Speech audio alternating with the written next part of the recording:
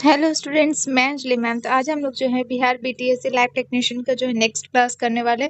तो class start करने से पहले अगर आप भी जो है बिहार बीटीएससी लैब टेक्नीशियन की वैकेंसी की तैयारी करना चाहते हैं तो आप हमारे लैब मास्टर बैच को ज्वाइन कर सकते हैं, जिस पर सिर्फ 499 है। ठीक है, तो इस बैच में आप लोगों को क्या मिलेगा, तो रिकॉर्डेड लेक्चर्स मिलेंगे। ठीक है, कंप्लीट पीडीएफ नोट्स मिलेगा, जो भी पढ़ाया जाएगा कंप्लीट उसका नोट्स मिलेगा आप लोगों को।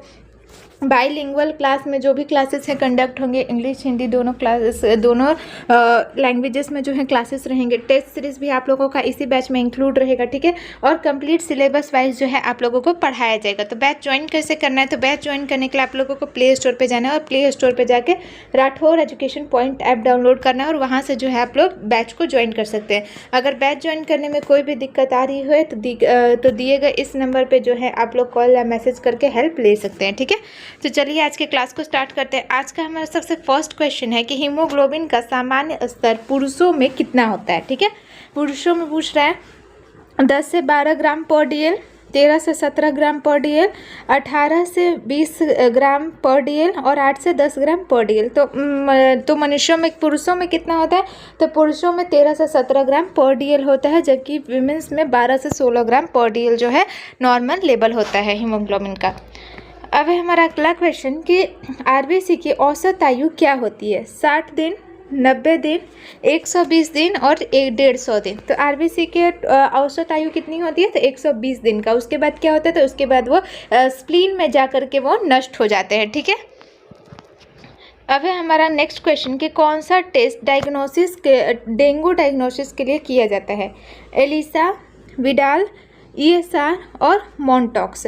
तो किसका हम लोग करते हैं टेस्ट डेंगू डायग्नोसिस के लिए, तो डेंगू किसके काटने से होता है, तो वो एडिस एजिप्टी मच्छर के काटने से होता है डेंगू, और उसका पता हम लोग एलिसा टेस्ट के थ्रू लगा सकते हैं। ठीक है, एलिसा टेस्ट से हम लोग डेंगू का पता कर सकते हैं।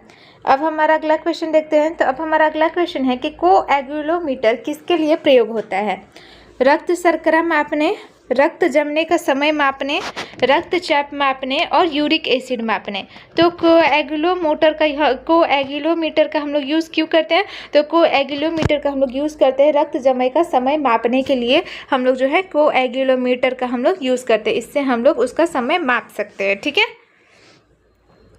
अब हमारा अगला क्वेश्चन देखते हैं। तो अगला क्वेश्चन है हमारा कि ग्राम स्टेनिंग में क्रिस्टल वॉयलेट का क्या कार्य है, counter stain, mordant, primary stain और डीकलराइजर। तो जो ग्राम स्टेनिंग होता है उसमें क्रिस्टल वायलेट का क्या यूज़ होता है, तो क्रिस्टल वायलेट का यूज़ होता है हमारा प्राइमरी स्टेन। ठीक है, क्रिस्टल वायलेट ग्राम स्टेनिंग की प्राइमरी स्टेन होती है। ठीक, अब नेक्स्ट है हमारा कि सबसे सामान्य एंटीकोएगुलेंट कौन सा है, हिपैरिन, ईडीटीए, ऑक्सलेट और सिट्रेट। तो हमारा सबसे कॉमन, सबसे नॉर्मली जो एंटीकोएगुलेंट है वो कौन सा है, तो वो है ईडीटीए। ईडीटीए क्या है, तो हीमेटोलॉजी टेस्ट में ईडीटीए का यूज़ भी होता है, हीमेटोलॉजी में। ठीक है, किसमें, तो हीमेटोलॉजी में। अब है हमारा अगला क्वेश्चन कि यूरिन में शुगर की जांच के लिए कौन सा टेस्ट किया जाता है, विडाल, बेनेडिक्ट टेस्ट, एलिसा और ईएसआर। तो हम लोग किससे जो है यूरिन में शुगर की जांच का पता कर सकते हैं, तो बेनेडिक्ट टेस्ट। ठीक है, बेनेडिक्ट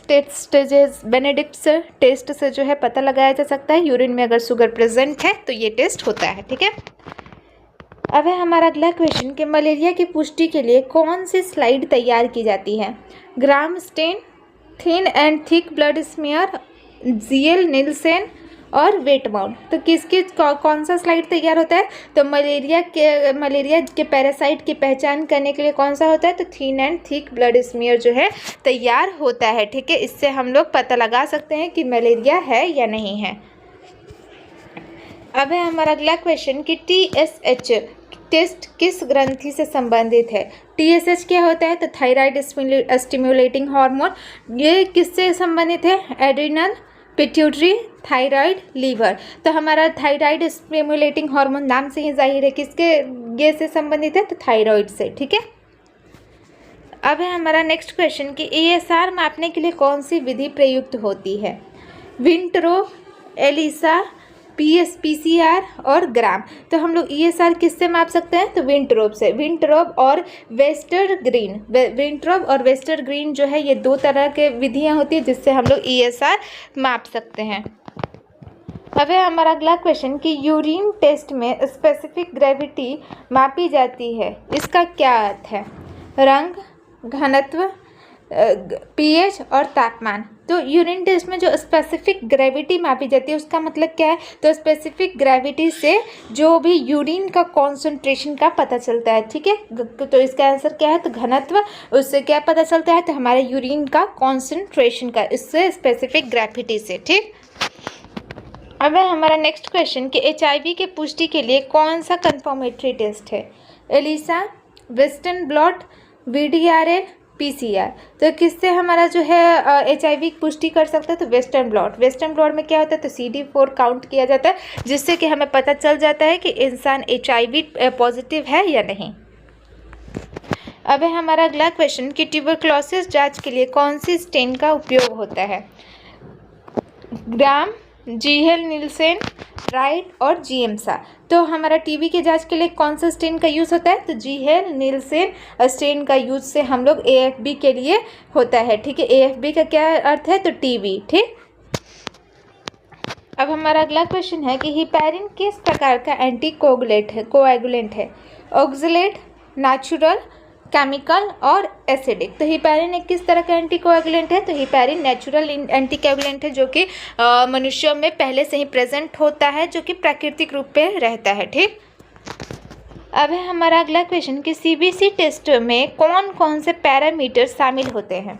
केवल RBC, केवल WBC, सभी रक्त कोशिकाएं, केवल प्लेटलेट। तो CBC का फुल फॉर्म क्या है? तो कंप्लीट ब्लड काउंट। तो इसमें क्या क्या आते हैं? तो RBC भी आता है, WBC भी आता है, प्लेटलेट भी आता है। तो सभी रक्त कोशिकाएं जो है CBC में शामिल होती है। इसमें सब कुछ RBC, WBC, प्लेटलेट्स सब मतलब सबकी जाँच होती है, तो इसीलिए इसके कंप्लीट ब्लड काउंट नाम भी है, ठीक है। अब हमारा अगला क्वेश्चन देखते हैं। तो अब हमारा अगला क्वेश्चन है कि HBV संक्रमण की पहचान किस मार्कर से होती है? ठीक, HBV क्या है? तो हेपेटाइटिस बी।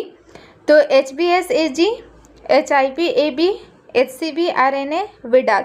तो किससे जो है पता चलता है? तो HBsAg पॉजिटिव होने पर व्यक्ति को हेपेटाइटिस बी से इन्फेक्टेड होता है, ठीक है। HBsAg जो अगर पॉजिटिव आता है तो वो हेपेटाइटिस बी से संक्रमित है। अब है हमारा नेक्स्ट क्वेश्चन कि RBC गिनने के लिए कौन सा डाइल्यूटिंग फ्लूइड प्रयोग होता है?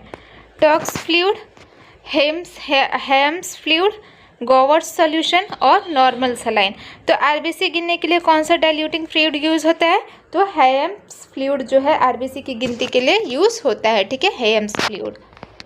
अब है हमारा नेक्स्ट क्वेश्चन कि लीशमान स्टेन का उपयोग किस में किया जाता है? Gram positive bacteria, malaria parasite, TB bacilli और फंगस। तो लीशमैन स्टेन का हम लोग यूज़ कहाँ करते हैं? तो मलेरिया पैरासाइट में जो है लीशमैन स्टेन का यूज़ किया जाता है। इससे क्या मलेरिया पैरासाइट कौन है? तो प्लाज्मोडियम, ठीक है। अब हमारा अगला क्वेश्चन है कि विडाल टेस्ट किस रोग के लिए किया जाता है? तो ये तो आसान है, मलेरिया, डेंगू, टाइफाइड और TB। तो विडाल टेस्ट से किस चीज़ की पुष्टि होती है? तो टाइफाइड से जो है विडाल टेस्ट, टाइफाइड का पता लगाने के लिए विडाल टेस्ट किया जाता है। अब है हमारा अगला क्वेश्चन कि न्यूट्रोफिल्स का सामान्य प्रतिशत कितना होता है? 20 से 40%, 40 से 60%, 60 से 80%, 10 से 20%। तो न्यूट्रोफिल्स का नॉर्मल लेवल कितना होता है? न्यूट्रोफिल्स का नॉर्मल लेवल 40 से 60% होता है, ठीक है, ये नॉर्मल लेवल है। अब है हमारा अगला क्वेश्चन कि ब्लड शुगर रैंडम का सामान्य मान कितना होता है? 70 से 110 mg/dl, 90 से 120 mg/dl, 80 से 140 mg/dl और 50 से 100 mg/dl। तो कितना होता है ब्लड शुगर रैंडम का नॉर्मल लेवल? तो रैंडम ब्लड शुगर का जो है नॉर्मल लेवल होता है 80 से 140 mg/dl। ये सामान्य माना जाता है, ठीक है। अब है हमारा अगला क्वेश्चन कि हीमोसाइटोमीटर किसके लिए उपयोग होता है? रक्तचाप मापने, रक्त कोशिकाओं की गिनती, यूरिक एसिड और वसा। तो हीमोसाइटोमीटर से हम लोग क्या करते हैं? तो रक्त कोशिकाओं की गिनती करते हैं। हीमोसाइटोमीटर का यूज़ करके हम लोग RBC, WBC, प्लेटलेट्स इन सब का जो है टोटल करते हैं, ठीक है, इनकी गणना कर लेते हैं इससे। अब है हमारा अगला क्वेश्चन कि कौन सी कंडीशन में कीटोन बॉडीज यूरिन में पाई जाती हैं? High protein diet, starvation, over hydration और हीमेच्यूरिया। तो कौन सा कंडीशन में कीटोन बॉडीज यूरिन में पाई जाएगी? तो भूख या डायबिटीज़ की स्थिति में जो है कीटोन बॉडीज यूरिन में आती है। तो हमारा आंसर क्या है, राइट आंसर? तो स्टारवेशन। ठीक। अब है हमारा अगला क्वेश्चन कि ईएसआर बढ़ने का मुख्य कारण क्या हो सकता है? डिहाइड्रेशन, संक्रमण, ब्लड क्लॉटिंग और हाइपोथायरॉयडिज्म। तो ईएसआर बढ़ने का सबसे नॉर्मल कारण क्या होता है? तो इन्फेक्शन, ठीक है, संक्रमण, सूजन आदि जो है ईएसआर का स्तर बढ़ता है इससे। ठीक है। अब है हमारा आज का लास्ट क्वेश्चन कि कौन सी टेस्ट से मलेरिया पैरासाइट को देख सकते हैं? एलिसा, ब्लड स्मीयर, ईएसआर और वीडीआरएल।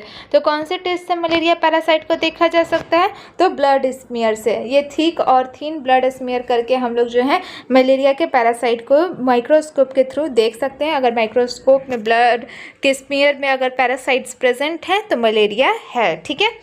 तो आज के लिए बस इतना ही। जो भी इस क्लास का पीडीएफ होगा डिस्क्रिप्शन बॉक्स में टेलीग्राम चैनल का लिंक दिया गया है, तो वहाँ से जाके जुड़ जाइए, वहाँ से आप लोगों को पीडीएफ मिल जाएगा।